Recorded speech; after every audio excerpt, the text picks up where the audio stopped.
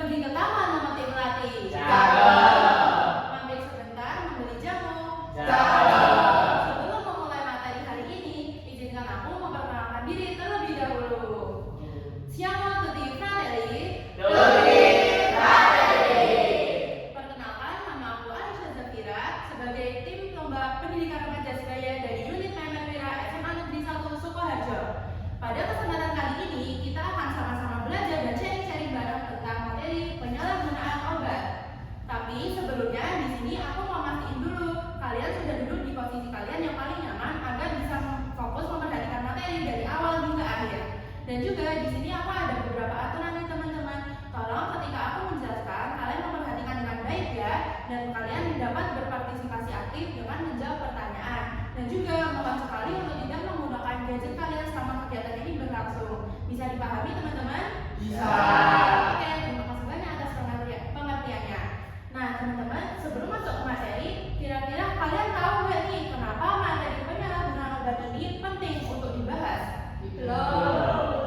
Oke, jadi berdasarkan data dari Badan Narkotika Nasional, pada tahun 2023, setidaknya ada 1,73% dari total penduduk usia 15-64 tahun di Indonesia ini yang menyalahgunakan obat. Itu setara dengan 3,3 juta jiwa di Indonesia loh teman-teman. Tentunya itu adalah angka yang lumayan besar, dan angka itu menunjukkan bahwa penyalahgunaan obat ini masih menjadi masalah besar yang ada di sekitar kita. Nah, maka dari itu, aku sebagai remaja sebaya akan turut berkontribusi dengan gerakan 3M, yaitu yang pertama, mengedukasi teman sebaya, yang kedua, memberi contoh positif, dan yang ketiga, mengajak hidup sehat tanpa narkoba. Nah, kita langsung saja masuk ke materi ini ya teman-teman. Jadi yang pertama, pengertian penyalahgunaan narkoba. Penyalahgunaan obat adalah penggunaan obat atau zat tertentu yang tidak sesuai dengan aturan medisnya, di mana obat ini sendiri sebetulnya bersifat baik bagi kesehatan kita. Namun ada beberapa jenis obat yang ternyata disalahgunakan. Nah, jenis-jenis obat yang disalahgunakan ini ada 3 teman-teman: narkotika, psikotropika, dan zat adiktif lainnya. Tapi daripada kalian cuma dengerin aku, di sini aku akan ajak kalian main ke depan sini. Di sini aku butuh 3 relawan teman-teman. Adakah yang mau maju? Saya.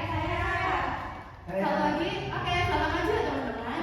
Nah, di sini tugas kalian adalah menghubungkan benang antara nama jenis-jenis nafza dan juga contoh zatnya. Silakan bisa dicoba. Oke.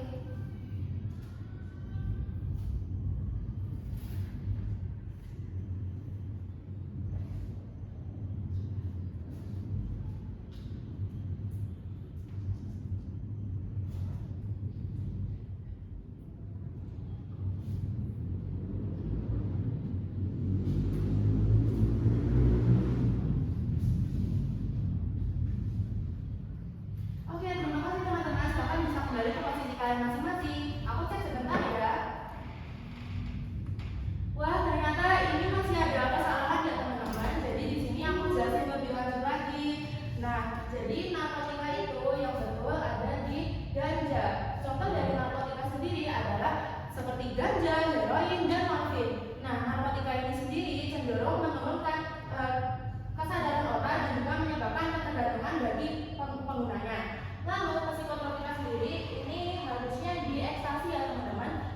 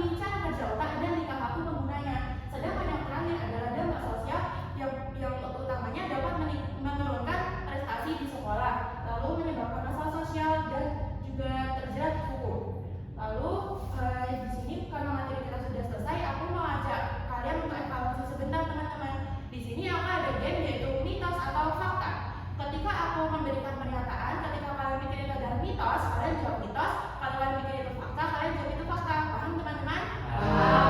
Oke, pernyataan yang pertama, penyalahgunaan obat dapat meningkatkan kepercayaan diri penggunanya. Mitos atau fakta?